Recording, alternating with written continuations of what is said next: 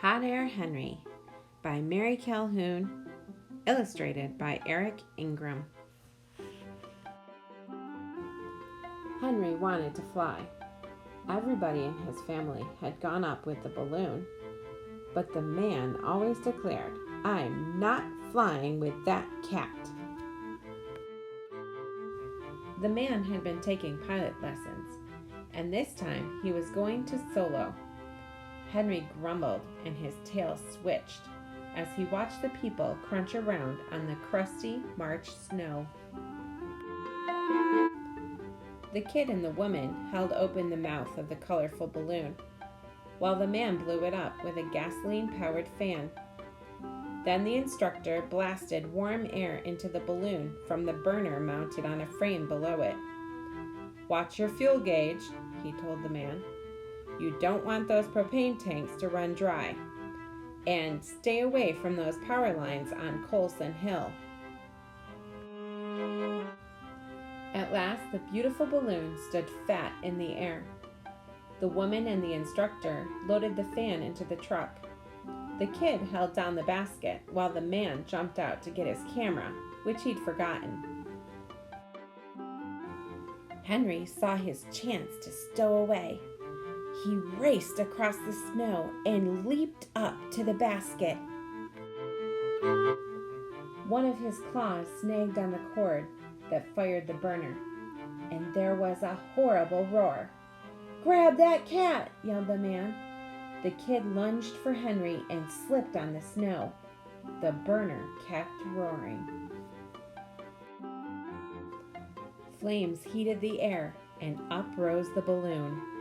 Up rose Henry. Up, up, and away! Henry was flying! He shook his claw loose from the cord, and the burner stopped roaring, but the balloon kept on lifting. Henry crouched on the leather rim of the basket, digging in with his claws. Below, the ground fell away, and the people shouted and waved. Yet the basket didn't feel as if it were moving, and Henry wasn't afraid. "Yow, meow," he called down to the kid. He was Hot Air Henry, the flying cat. The balloon surged up in the sky. Looking down, Henry saw the river like a black ribbon winding between white fields. The kid and the man looked small as cats. The balloon drifted silent as a cloud, and Henry loved the glorious bubble that carried him across the sky. Balanced against a post on the rim of the basket, Henry floated above his snowy world, to a tune of the kids about "Sailing, sailing over the bounding main." Henry sang, "Yow, meow, meow, meow, meow." He was the cat to sail the skies. But now he'd had his flight, and it was the man's turn to solo. Time to go down. How? Henry stood up and tried pulling the cord. The whooshing roar of the burner scared him, and he tottered on the edge of the basket. To keep from falling, he clung to the cord, and the burner kept roaring, and the balloon rose higher. This was not the way to get down out of the sky. Henry hopped to the basket floor and searched for something to push or pull that meant down. Nothing. Standing on his hind legs, he peered over the edge of the basket. He couldn't see his people anymore, and the balloon was sailing toward the mountains. Where was Colson Hill with those power lines? Henry glared up into the bright cave of the balloon. "Come down now," he yowled. Then he saw a cord leading down from the balloon. He could reach it from the rim of the basket. When he clawed the cord, he saw a little hole of sky open in the balloon cloth. As air spilled out, the balloon began to sink. Faster and faster the basket dropped toward the ground. Too fast! Henry let go of the cord. More slowly, the basket sank toward the river. Black, rushing water. A splash down? No, the basket crunched on the snowy bank. Ha! Whew! Breathed Henry. But the basket bounced up in the air again. Touch and bounce over the snow. Stop it! Henry yelled at the balloon. I'm not a yo-yo! Ahead were some willows dotted with blackbirds singing "Okali." The basket bounded over the tops of the trees, brushing out birds. Ch-ch. The redwings swarmed around the basket. Henry snatched at this bird, that bird. Missed! Missed! The birds whisked upward, teasing, "Okali, you can't catch me." Henry forgot about landing. I can too, he yelled. Standing on the rim, he pulled the burner cord. Roar! The basket zoomed after the birds. Yow meow! Henry chased blackbirds up the sky. But the balloon overshot the birds, and they settled back down in the willows.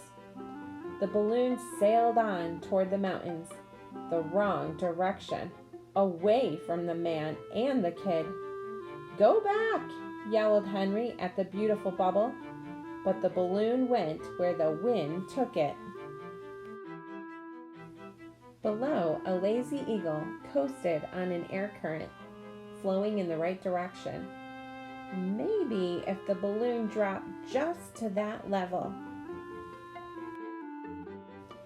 Henry crept around the rim of the basket and pulled the air-spilling cord. Slowly the balloon sank and began to come around.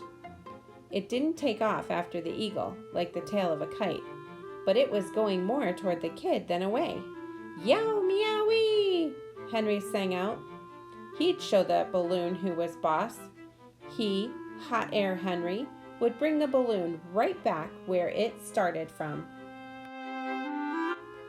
He towed his way along the rim and pulled the burner cord just a flick to keep the balloon from dropping too low too soon. At the roar of the burner, the eagle flapped up in surprise. What in the sky? Screeched the eagle. The big bird circled the fat contraption. Henry watched anxiously. That eagle better not peck a hole in his balloon. Hish, Henry hissed. Scat, get away from there. He made the burner roar. Help, squalled the eagle. What a cat to roar like that. The eagle winged away from the fearsome feline. Henry spared a paw to smooth his whiskers. Then he peered down, narrowing his blue eyes at the brightness of the snow.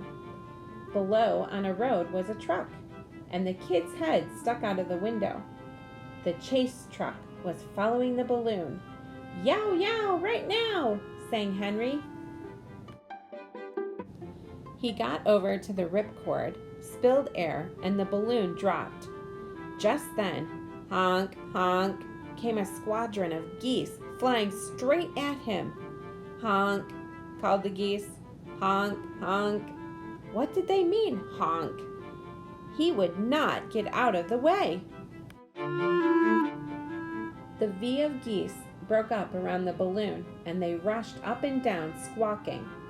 But the head goose sat down on the edge of the basket by the burner cord. Hiss, hissed Henry. Get out of my basket. You can't perch there. Honk. I can too, said the head goose, perching there.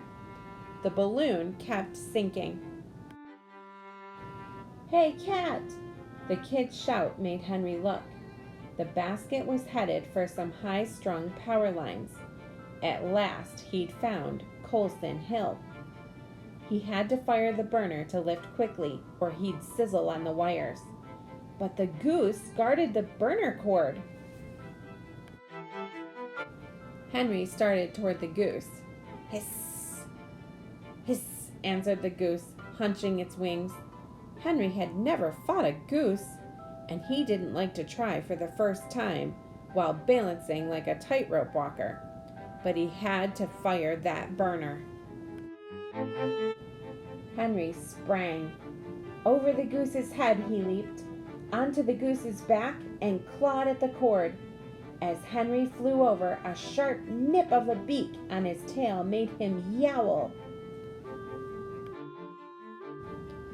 But when the burner boomed, the goose jumped into the air, and Henry fell off its back into the basket, which soared up over the power lines. Henry licked his throbbing tail while the geese regrouped and flew on. Honk, honk. Then Henry pulled the ripcord to bring the basket down. The kid and the man jumped out of the truck. The basket bounced once over the snow toward them. As Henry hung on to the air-spilling cord, the man grabbed the dragline, then the basket. Mew. Henry drooped against a post. The man might be mad at him for going off with the balloon. Henry leaned his head on the man's chest. Mew. He begged pardon for soloing sooner than the man. Wow, some high-flying cat, said the kid, punching down balloon cloth. Purr, mew, said Henry, smoothing the man's chest. Wise old flying cat.